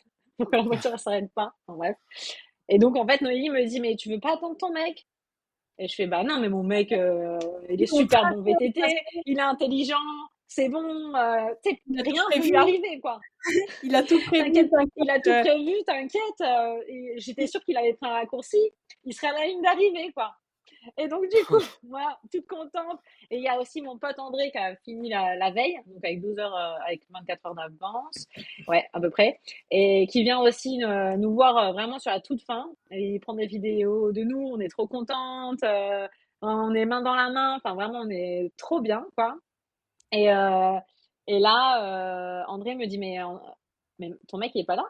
Et là, je vois que c'est pas normal dans le planning qu'il soit pas là. Mais bon, bref, je vais jusqu'à la fin d'arrivée. Enfin, tu vois, il y a pas de problème. On arrive à la fin d'arrivée. Et là, tout le monde, enfin, voilà, célébration de tout et tout. Et là, d'un coup, tout le monde me dit, bah, ça va et tout. Je fais, bah, ouais, mais mon mec, il est pas là. Et là, je commence à m'inquiéter. Et genre, il arrive, mais je sais pas, 10 minutes plus tard. On sent, il a des wall washes, alors je sais plus comment, tu sais, quand tu te frôles la peau, là, et ça fait trop mal. Des pizzas, Euh, on appelle ouais, ça. des pizzas, bon, des belles pizzas, quoi. Et le pauvre, il dit, bah, je suis désolée, j'ai raté ta ligne d'arrivée, je vais à la pharmacie, ça t'embête. Il était même pas allé à la pharmacie en premier, il voulait nous voir d'abord. Ah, c'est trop chou, quoi. Donc voilà, c'était mon arrivée. Ouais, elle avait spécial quoi. Arrivée spéciale Ouais, un peu mitigée. Et, spécial, ouais. et à contrario, moi, je retrouve Xav qui a fini genre 2 jours avant nous. Et, pour préciser, on était à Pézenas qui il franchissait la ligne d'arrivée. Donc, il avait plus de 500 kilomètres d'avance sur nous. Et il est à l'arrivée. Et là, franchement, je suis trop contente de le retrouver. Parce que bah, du coup, on s'est quitté pendant 10 jours. Et on a quand même vécu une aventure chacun de notre côté. Mais je savais quelle aventure il vivait. Il savait quelle aventure je vivais. Et de se retrouver à l'arrivée, c'était vraiment très fort. Et puis après, bah, de revoir les bénévoles qui nous avaient rejoints au Tourmalet. Et puis ceux qu'on avait vus au départ, enfin, et puis on retrouve des participants qui ont fini ou pas fini, mais c'est trop cool quoi de retrouver l'ambiance des finishers quoi, enfin de ceux qui sont là. Ouais. Ouais, Et ça puis c'est vraiment chouette. Moi, je suis restée toute la soirée. On a fait un dîner avec six personnes. Avec mon chéri, avec mon pote André, avec Rémi, avec Lee. En fait, on se parle depuis un an sur Instagram et en fait, on s'était jamais vu. Enfin, c'est exceptionnel. Et puis, on a vécu tout ça de manière différente, mais à la fois ensemble. Enfin, ouais, c'est quand même magique cette arrivée. Ouais. c'est super fort comme émotion. Moi, par contre, 1 heure après avoir passé la ligne d'arrivée, je suis repartie pour Bordeaux. Donc, on était un peu en galère Ah, avec Xav pour rentrer sur Bordeaux parce que billet d'avion, bah déjà, enfin, je me voyais pas prendre un billet d'avion pour faire Nice-Bordeaux. Ouais. Mais prendre le train, il y en avait pour plus de 9 heures de train. Enfin, une fois que tu arrives, tu es vraiment défoncé. T'as pas envie de porter ton vélo sur l'épaule parce que nous, on a des housses souples. Donc, j'ai une amie avec qui je travaille. Son conjoint est venu nous chercher à Mandelieu avec notre voiture. Il depuis a fait, Bordeaux? oui, il a fait Bordeaux-Mandelieu. En fait, on devait se retrouver à Montpellier. Et comme nous, on n'était toujours pas arrivés, bah, il a eu largement le temps d'arriver sur Mandelieu. Donc, il est arrivé 1 heure avant qu'on arrive à Mandelieu. Putain, vous l'avez vénéré, je pense là. Franchement, Ouais. et c'était c'était le Messie, quoi. Et donc, il nous a accueillis à l'arrivée aussi. Et puis, j'ai juste eu le temps de prendre une douche et on est rentré pour Bordeaux, donc le dimanche soir. Et lui, il embauchait le lundi matin, quoi. Et donc, Incroyable. il a roulé jusqu'à 2 heures du mat. Donc, on est parti sur les coups de 18 heures ou 19 heures. On est arrivé à 2 heures du mat à Bordeaux. Et puis, depuis Bordeaux, lui, il devait monter après dans le Médoc. Donc, il avait encore 1 heure de route. Et sa femme est venue le chercher, quoi. Et ils sont rentrés Waouh. chez eux à 3 heures À du 2 mat. heures du matin, à 3 heures du 3 heures du matin, tu mat, rentres et chez le toi. lendemain, il embauchait à 8 heures, quoi. Donc, Ouais, c'est beau. C'est exceptionnel. beau l'amitié, hein. Ouais, et puis les gens qu'on avait autour de nous, quoi. Et puis entre Rodolphe et Marion et Arnaud qui sont venus nous chercher, enfin, franchement, c'est des choses bah, qu'il faut vivre pour ressentir ces émotions, mais enfin, je trouve ça trop cool. Bon, en tout cas, Ouais. merci quand même de nous les faire partager. Et puis félicitations à vous deux, même si je vous l'avais déjà dit avant, d'avoir terminé cette course et d'être devenu du coup le premier duo féminin à avoir terminé cette distance sur la Race Cross France. Donc félicitations à vous deux. En espérant qu'il y en aura d'autres. Parce qu'en fait, le truc qui était vraiment chouette, c'était, nous, on a vraiment vu la sororité, en tout cas. Moi, je dis ça à tout le monde parce que je dis, voilà, sur 2500 kilomètres, il n'y a qu'une seule personne qui s'est arrêtée en voiture pour demander si on allait bien. Et c'était une femme. Elle était anglaise. Ouais. Et pareil, les hôtelières, enfin, il y a une hôtelière, elle nous a fait une nuit moins chère en sachant ce qu'on faisait. Les pharmaciennes, elles étaient extraordinaires à chaque fois, nous dire mais c'est pas possible, faites ça, elles étaient trop chou avec nous, parce qu'on se ravitaillait dans les pharmacies. Pareil, les Airbnb, il y a des nanas, elles sont restées jusqu'à minuit, et à minuit, elles nous avaient fait un repas en sachant ce qu'on faisait. Et vraiment, enfin, moi, enfin, vraiment, le mot sororité, en plus, dans notre duo de femmes, enfin, Mm. franchement, ça m'a donné vraiment cette niaque en plus de, ouais, bah, pour vous, je vous dois d'être à l'arrivée, quoi. Écoute, bah avant d'enchaîner, Elsa, toi niveau timing, Niveau timing, alors moi, j'avais trop de la chance, bah, même si mon chéri était tombé, etc., trop chou, il s'était occupé de tout, de tout. Et en plus, bah, voilà, il voulait visiter un peu la France, donc on est resté une semaine. Ça m'a fait trop du bien. Il avait loué, enfin, il n'avait même pas regardé où c'était l'arrivée, mais par chance, le Airbnb qu'il avait réservé était à 3 blocs de l'arrivée, donc on était trop bien. On est du coup allé à Gordes, parce qu'en fait, il y avait Obama qui est passé à Gordes, c'est super connu, c'est un des villages les plus beaux de France, alors il pouvait absolument aller à Gordes. En étant là-bas, j'ai vu un mec de mon club de vélo, et du coup, on a parlé vélo, c'était super chouette, on m'a félicité. Et après, on est à la Malocène. Et donc, évidemment, on était à Malocène. Et donc, du coup, même si ça faisait que, je sais pas, on a fini la course un dimanche. Et le jeudi, je refaisais Ventoux, quoi. Parce qu'en fait, je suis allée à Bédouin et je suis allée à Pista, qui est un super bike shop où, en fait, tout le monde parle de quel est le côté le plus dur. Et moi, j'avais déjà fait saut. On a du coup fait Malocène avec Noélie. Donc, en fait, il me manquait plus que Bédoin. Et donc, je dis, mais attends, du coup, je suis obligée de faire Bédoin. Et donc, c'est parti.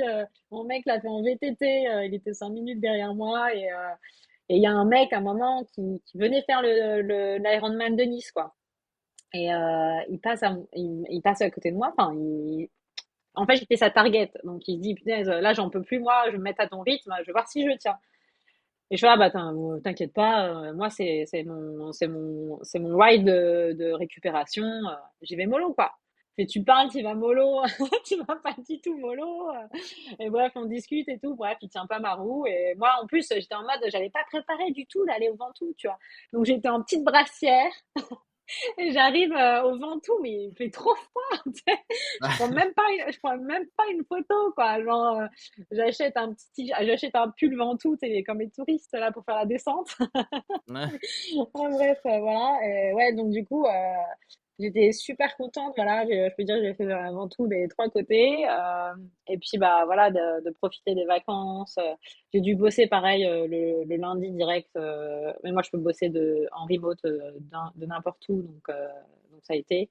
Mais c'est vrai que mentalement, et c'est super intéressant parce que j'ai une cliente qui m'a dit, parce qu'en fait, dans mon out of office, j'ai mis ah, je serai pas là pendant la période de la course, quoi.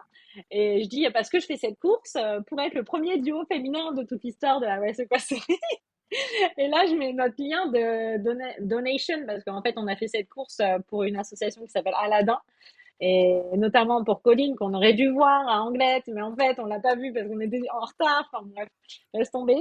Et donc, du coup, ma cliente me dit, mais attends, Elsa, c'est fantastique ce que tu as fait. Je veux en savoir plus parce que, en fait, enfin, c'est incroyable. Et elle me dit, direct comme question, elle me dit, et sinon, mentalement, est-ce que c'est pas trop dur l'après? Et effectivement, c'est la première fois qu'on me posait cette question, que effectivement, bah, reprendre le travail juste après une course, d'un côté, ça t'aide à pas avoir le down d'une course, parce qu'il y a un petit côté c'est tellement euphorique, t'es tellement haut que tu peux descendre vraiment bas, parce que voilà, t'es plus entouré de gens incroyables qui font des trucs incroyables. Donc, t'as un petit côté un peu, ouais, tu peux déprimer un peu. Et du coup, d'être avec le taf, ça te permet de pas avoir ça. Mais en même temps, bah, moi, c'est quand même dur, en fait, mentalement, de te concentrer. Et puis, j'ai l'impression d'être un tout petit peu plus lente. Enfin, bref.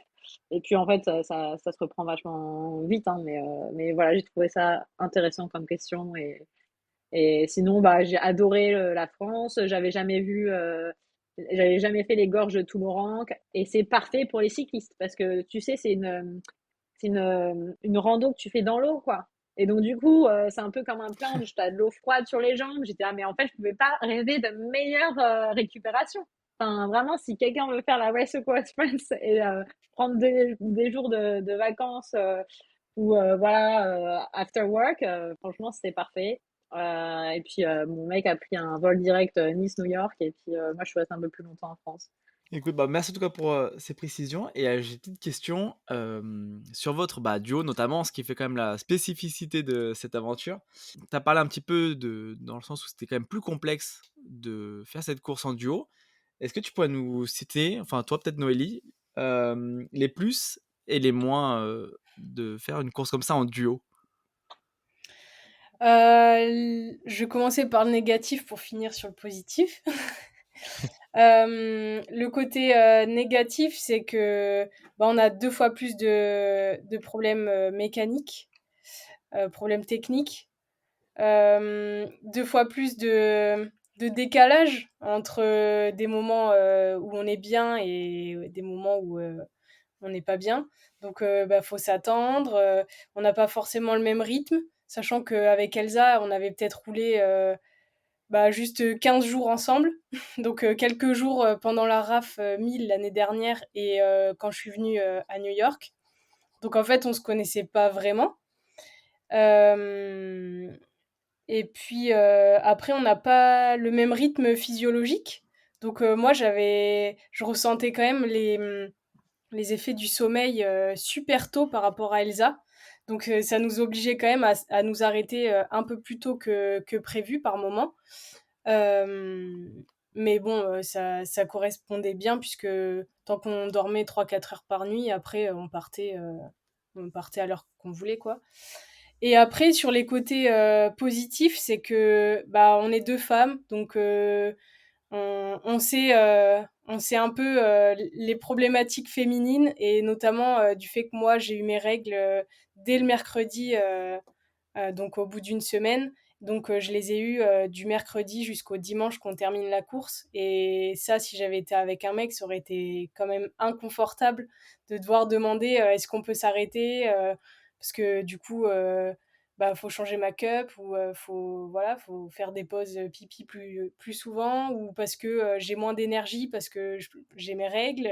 Donc c'est des Moi choses. d'ailleurs, je suis pour les courses, pour les vraies courses qui voudraient vraiment être égalitaires, donner du temps bonus en fait pour les femmes qui ont ces règles parce qu'en fait, juste pour vous donner un ordre d'idée, quand Noélie s'arrête en plein côté d'un champ parce que en fait, faut changer la cup, ça veut dire qu'elle doit prendre de l'eau qu'elle est censée boire pour l'utiliser pour laver sa cup, bien se laver les mains pour pas avoir d'infection, faire attention. Et du coup, c'est quand même du temps vraiment en plus, quoi. Et en fait, moi, à chaque fois que les gens me disent, ouais, non, mais moi, je fais des courses qui sont pour les femmes, bah ouais, mais est-ce qu'il y a du temps additionnel ou pas? Et en fait, c'est jamais, tu vois. Et c'est vrai que ça serait intéressant parce qu'en plus, voilà, tes règles durent un peu plus longtemps ou elles arrivent plus tôt. Enfin, et c'était le cas de Noélie, Moi, je devais les exactement. avoir le 30 et je les ai eus genre le 25, quelque chose comme Voilà. ça. Donc ouais, chaud. Et sinon, les côtés positifs, c'est que on peut s'encourager, on peut penser pour l'autre, donc en se rappelant des choses essentielles au quotidien. On est deux pour gérer des galères. Donc par moment, quand il y avait énormément de vent, on se disait Tain, t'imagines les solos là, comment ils doivent en chier. Nous, on a trop de chance de pouvoir se relayer.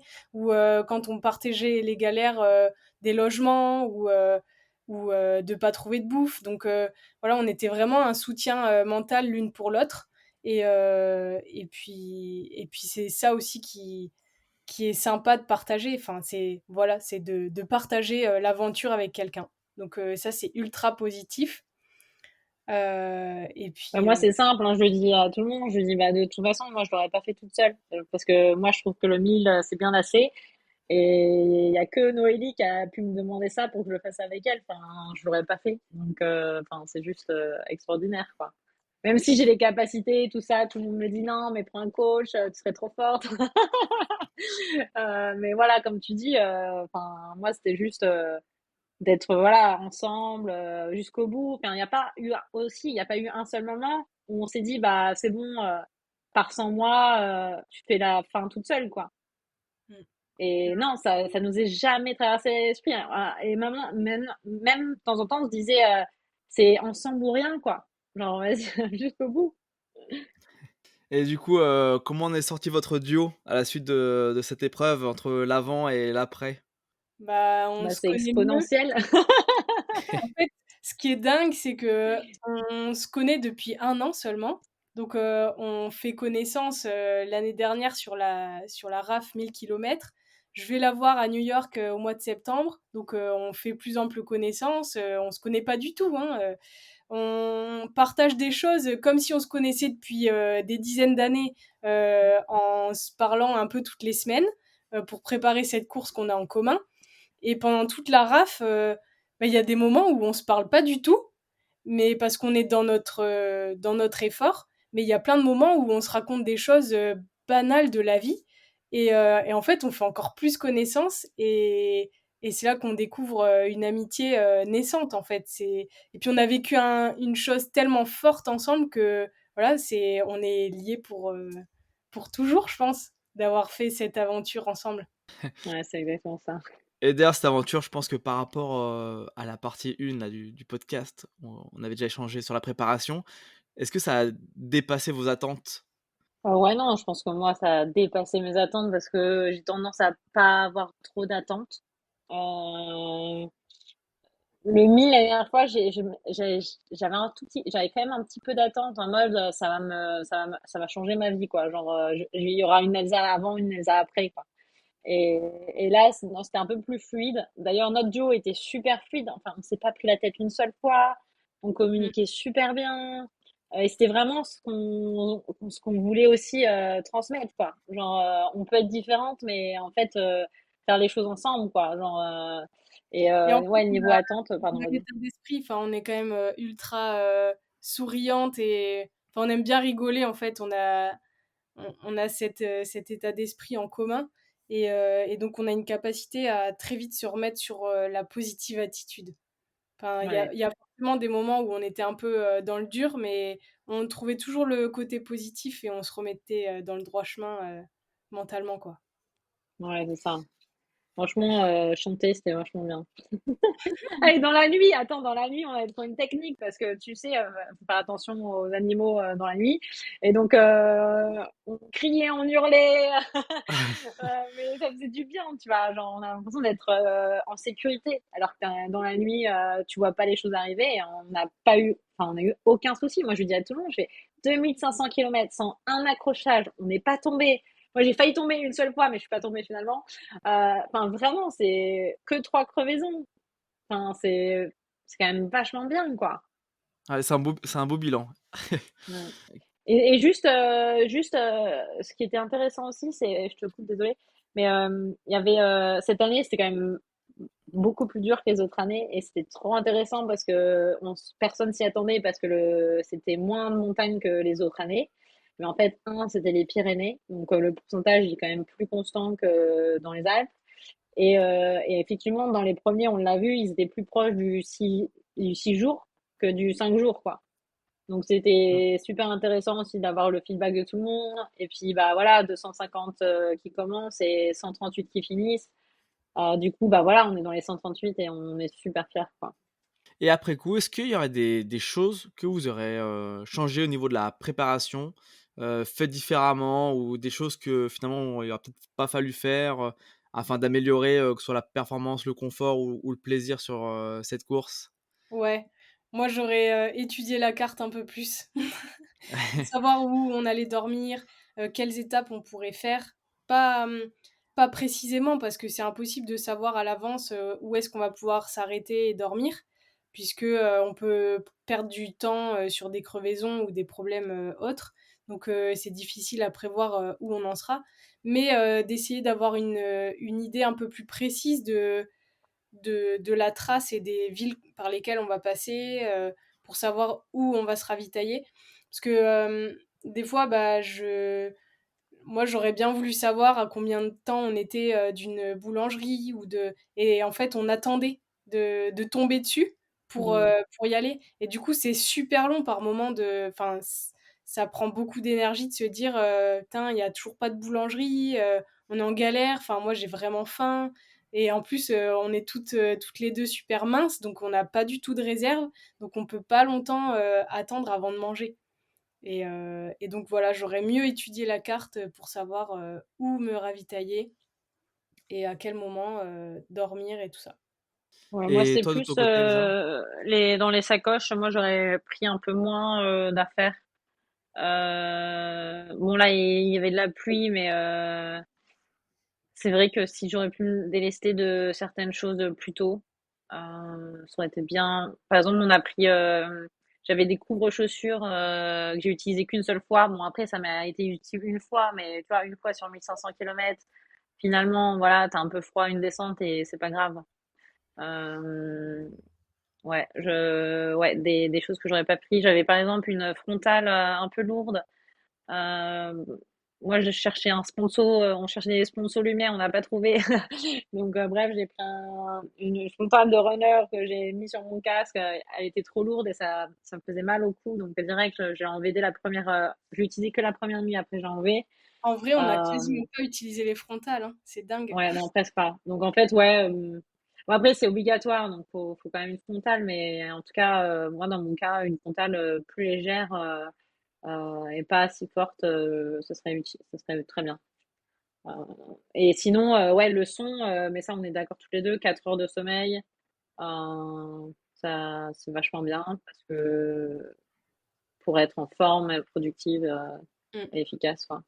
Par contre, c'est peut-être ce qu'on aurait pu optimiser, c'est les temps d'arrêt. Ouais. En fait, ce qu'on faisait, c'est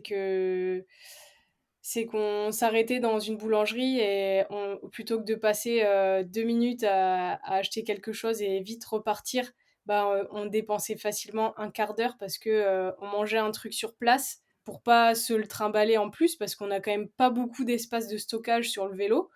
Et donc on prenait 2-3 trucs en supplément pour plus tard.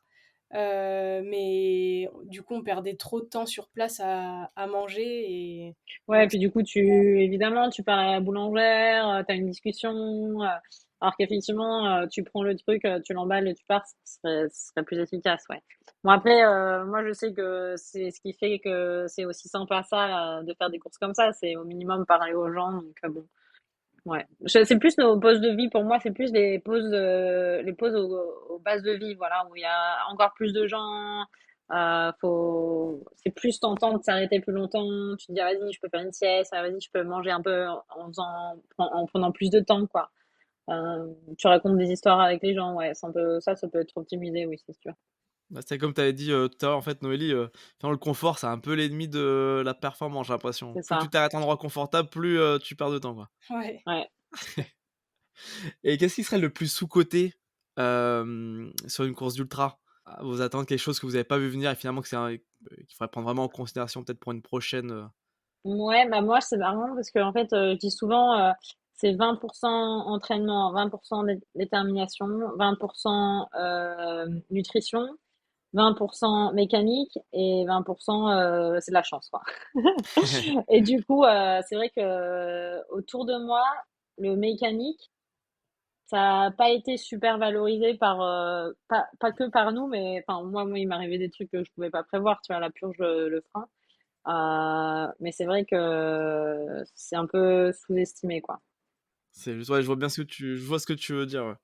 Bah, c'est vrai Bon, que les autres éléments que tu as cités, c'est vrai qu'on a plus, enfin, plus l'habitude de s'y préparer, on s'entraîne pour, tout ça et finalement peut-être cette partie-là, elle est un peu plus, délaissée et Ouais, effectivement, bah, comme toi tu as eu, bon, même si là c'était pas en l'occurrence, une problématique que tu aurais pu, solutionner, mais ouais, comme tu as dit, tu as eu presque peur, enfin, c'est le seul moment, j'ai l'impression, où tu as eu peur de l'abandon, ouais, ouais, vraiment. Et j'ai alors que eu c'est plus lié à de la peur mécanique, d'abandon quoi. pour ça que pour mon genou, quoi. Mais après, il y en a qui vont te dire, bah voilà, j'ai trop faux sur mon genou et c'était pas bon non plus. Enfin, vraiment, faut prendre soin de soi, faut s'écouter. Enfin, comme Noélie t'a dit à un moment, ton dérailleur, t'as mis trop d'énergie, t'aurais dû t'arrêter peut-être plus tôt pour le régler. Parce qu'en fait, on l'a réglé que après Guignon. Donc, tu vois, c'était un peu tard, effectivement. Euh, Surtout quand tu sais que tu as une solution, c'est plus simple de t'arrêter, c'est sûr. C'est Et juste. ouais, Et pour toi, moi, c'est vraiment marché dans les plus de 14%. Si j'avais pas fait ça, mon genou, il serait pas tenu, il aurait pas tenu, je pense. moi, je pense que j'ai sous-estimé la difficulté d'être en duo, justement. Mm. Parce que c'est une force, mais c'est quand même aussi difficile parce que il y a plein de moments où il faut prendre sur soi. Genre, t'as envie de faire pipi, bah tu t'arrêtes pas quand tu veux, en fait. Tu poses la question et pour essayer d'optimiser un max. Et en fait, c'est tout pour ça. Enfin, c'est pour tout comme ça. Mm. Quand t'as faim, quand t'as sommeil, quand t'as envie de faire une pause, bah, en fait, tu t'interroges pas que toi, tu prends en considération l'autre. Et donc, c'est toujours trouver des compromis. Et finalement, c'est aussi une difficulté et que moi, j'avais pas, que j'avais sous-estimé. Non, c'est vrai, moi aussi, parce que, je sais pas, j'étais plus en mode, ah, c'est trop cool, mental, etc. Et quand les gens, à chaque fois, te disent la question, mais pourquoi vous faites? Parce que c'est plus dur. Ah, bah, ouais, effectivement, c'est plus dur. Enfin, vraiment, ouais, je suis d'accord. et sur une aventure comme ça, aussi complexe, vous êtes, quand même en duo, mais j'imagine qu'il y a pas mal de gens qui vous ont accompagné. Est-ce que vous avez des gens à remercier sur cette aventure? Ouais, il y a plein de gens qu'on veut remercier. Déjà, toute notre famille, tous nos amis, nos proches, notre entraîneur, enfin moi, mon entraîneur, et puis Wilma pour l'accompagnement. Elles nous ont sponsor. On a eu des cuissards menstruels et des t-shirts, des chaussettes. et on a fait toute l'aventure avec et franchement c'était plaisant de valoriser une marque française qui œuvre pour les femmes et d'autant plus parce que moi j'avais mes règles comme je le disais. Donc voilà, franchement merci beaucoup Wilma et tous les gens qui nous ont soutenus sur les réseaux sociaux, par message et voilà. Ouais, en plus, je pense qu'on avait parlé au premier épisode, c'est que c'est vraiment pas évident de trouver des sponsors. Moi, suite à cette course, j'ai un nouveau sponsor. Je suis trop contente. C'est Tailwind, qui est vachement connu dans le milieu de l'ultra running. Et ils vont m'envoyer tous les mois les boissons de récupération dont j'ai besoin, les protéines shakes vegan. Enfin, moi, je suis trop contente. J'ai eu une veste de pluie que tout le monde m'enviait parce que j'étais la seule sèche. Rafa, Gore-Tex, un truc qui coûte $300, donc je suis trop contente. J'ai aussi Gucci, c'est des compotes. Et des chaussettes Sublime Héroïque. Enfin voilà. Franchement, parce que c'est pas que pendant la course et c'est aussi bah voilà, c'est 5 mois de préparation. Donc moi j'avais un cuissard à sauce qui était complètement trop étiré que j'avais utilisé pendant 1000 km. Donc ça fait moins d'un an que je l'avais. Et tout le monde commençait à me dire, Elsa, on commence à voir tes fesses, alors faut changer de short. Tu vois. Donc ouais, non, enfin tu sais, quand on roule beaucoup, on abîme un peu certaines choses et donc faut se ravitailler en boisson, en vêtements. Et donc voilà, c'est super important de compter sur des gens. Et oui, effectivement, la famille, les amis, Noélie et moi, on avait créé un groupe WhatsApp avec tous nos amis pour qu'ils nous encouragent. Et franchement, ça me donne de la puissance.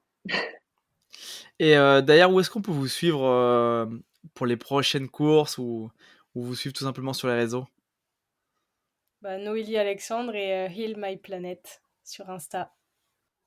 Bah, en tout cas, bah, merci Noélie, puis merci Elsa pour votre récit de course ultra complet et puis pour ce témoignage. Et félicitations encore en tout cas pour votre performance sur cette course. C'était un réel plaisir de vous recevoir à 2 reprises sur le podcast. Vous avez appris pas mal de choses. C'était toujours très complet. Je pense que les personnes qui écoutent cet épisode auront beaucoup de réponses à des questions peut-être qui se posent ou qu'ils ne se posent pas encore, mais ils ont déjà les solutions en tout cas maintenant. Et bah, merci à toutes les deux. Et avant de terminer l'épisode, je voudrais savoir un petit peu aussi qu'est-ce qu'on pourrait vous souhaiter individuellement ou ensemble en tout cas pour le futur. Bah, moi, je sais que Noélie, elle m'a annoncé plein de bonnes nouvelles récemment. Je sais que je vais pas en parler. Elle m'a dit, t'en parles pas, pas tout de suite. Mais juste pour te dire que, bah, en fait, ces bonnes nouvelles, elles viennent parce que tu les as cherchées et que tu fonces toujours pour t'es super créatrice. Tu sais ce que tu veux. Donc non, tu continues comme ça et les bonnes nouvelles, elles vont continuer à arriver. J'allais pas en parler. Il y a trop de surprises encore. Peut-être moi me souhaiter de refaire une 2500 mais solo. Peut-être pas l'année prochaine mais dans 2 ans. Et puis d'autres courses d'ultra distance parce qu'en vrai c'est partir à l'aventure, voyager, rencontrer du monde, partager et vraiment enfin, je crois on est fait pour ça. Enfin, à mon avis on est sur Terre pour vivre ce genre d'émotions. Et bah, merci encore à toutes les deux. Puis bah, écoutez, c'est tout le bien en tout cas que je vous souhaite personnellement.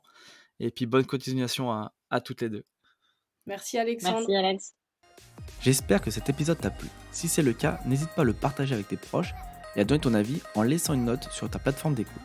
Cela contribuera à augmenter la visibilité du podcast et à avoir des invités toujours plus incroyables. Et pour ne rien manquer des prochains épisodes, je t'invite à t'abonner au podcast. Et nous, on se retrouve très bientôt pour une nouvelle aventure.